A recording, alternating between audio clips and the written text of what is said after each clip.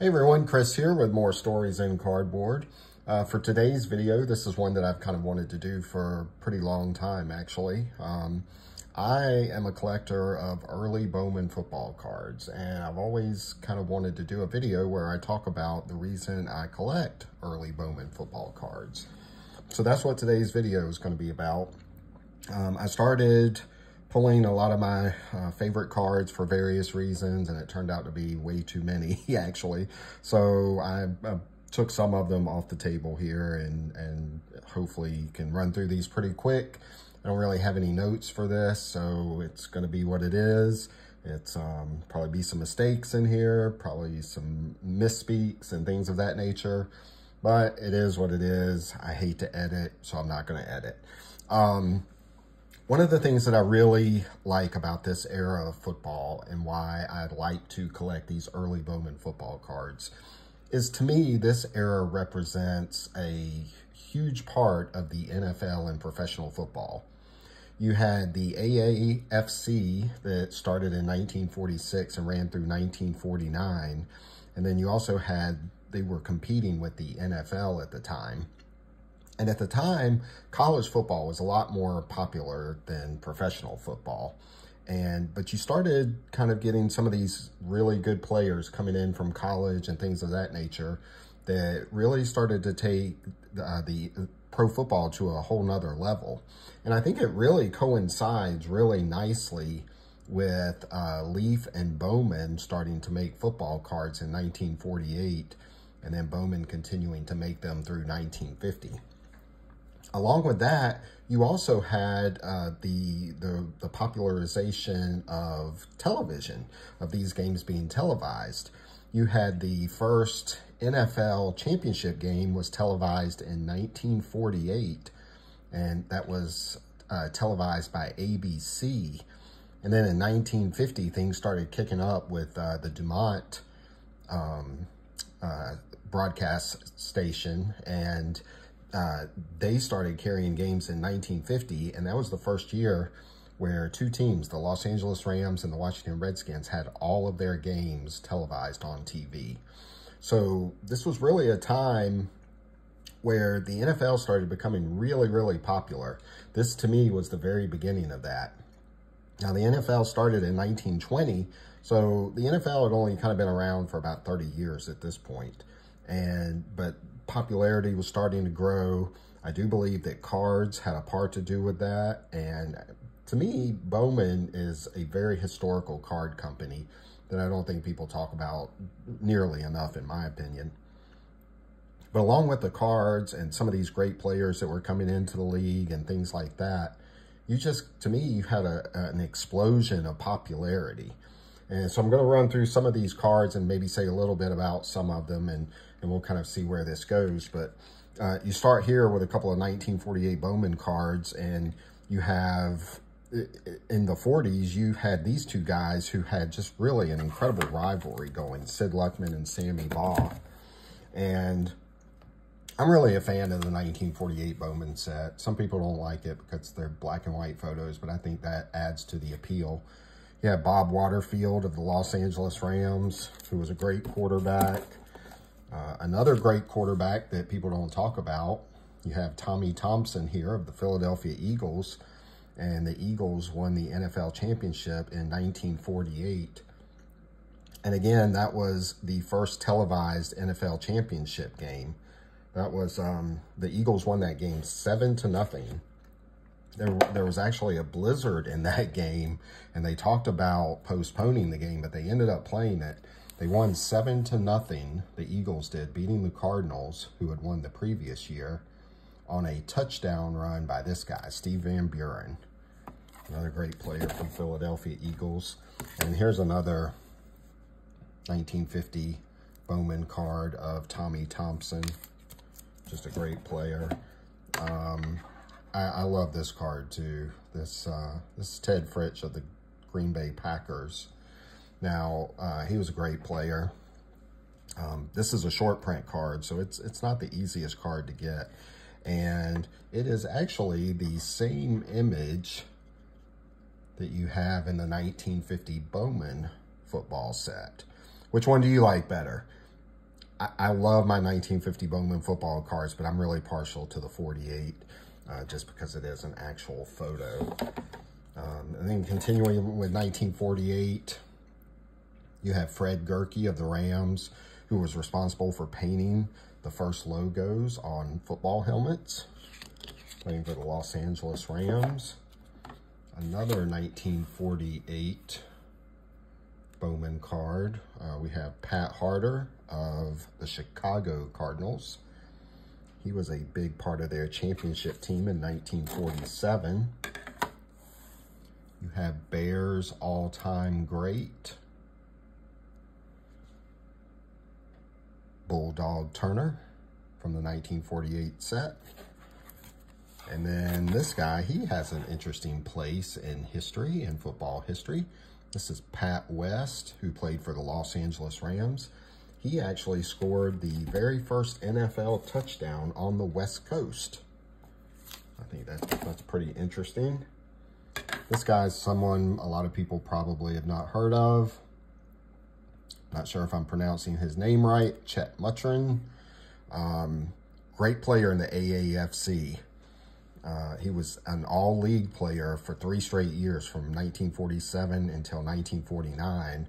And then went to the Colts in 1950. And when that team folded, he never played again. But he was a fantastic player, a dual threat kind of player.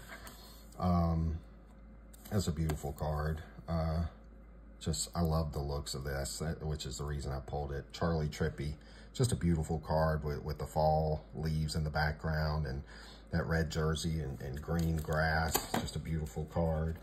But one of the things I love about these early Bowman sets is some of the great players that were coming through the league at that time. You have Bobby Lane here.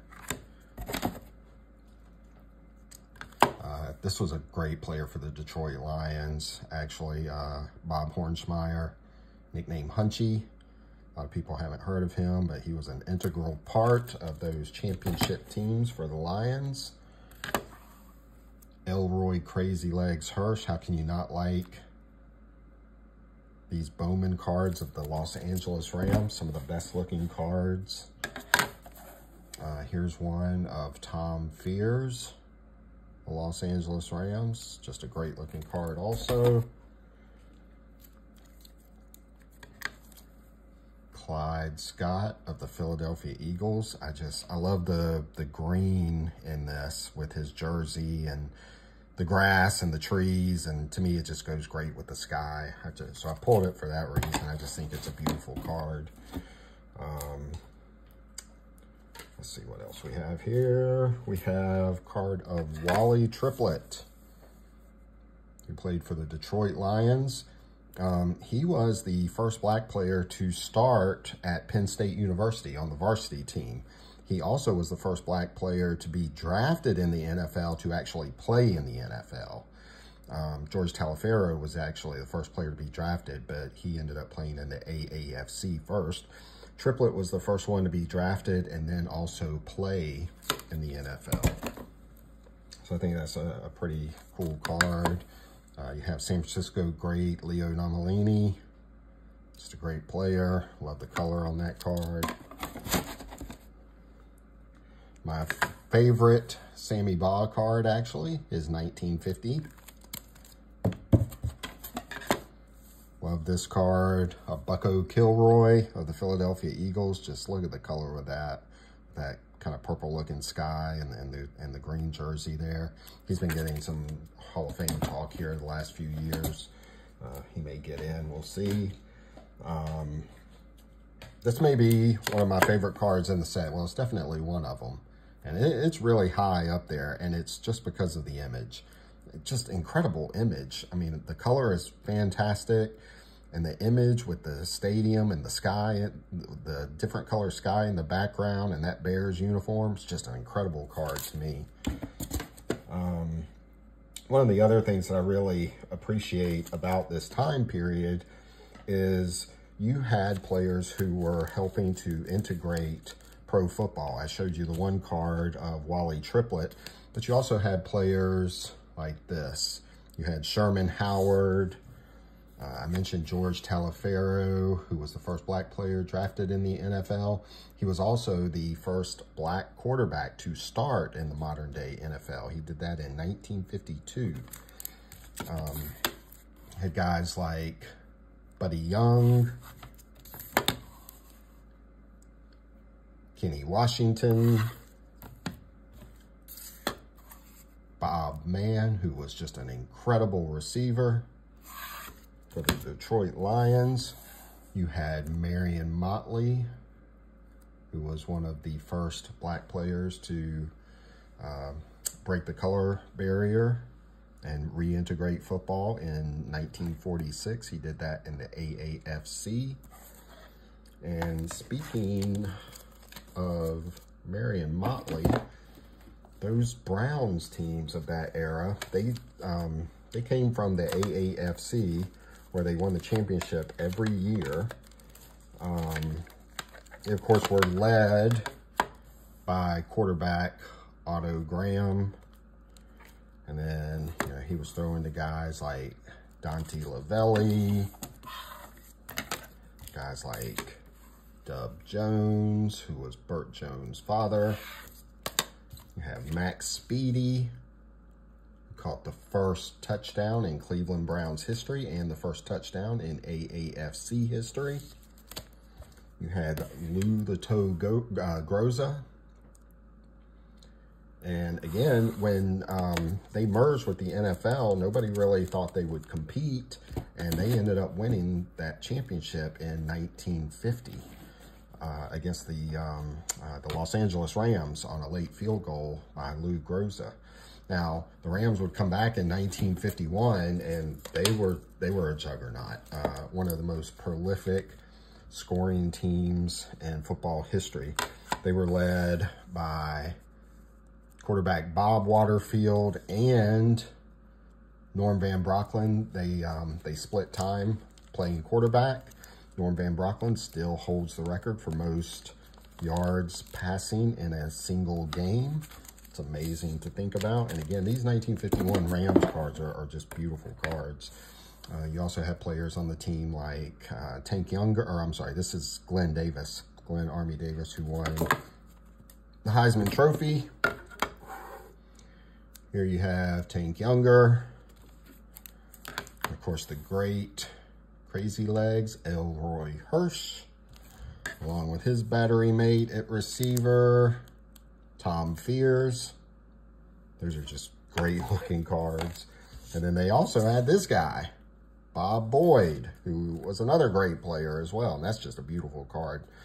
Love the color on that. Just a fantastic looking card. We're going to finish this up real quick. Got just a few more. I was a Dallas Cowboys fan growing up. So how can you not love Tom Landry?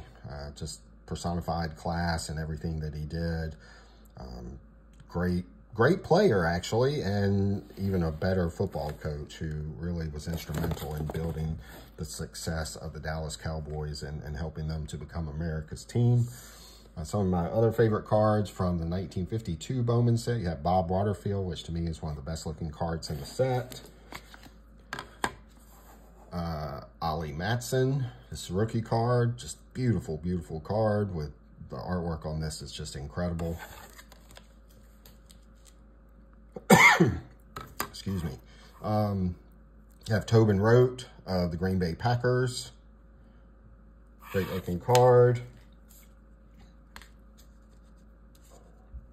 Choo Choo Justice.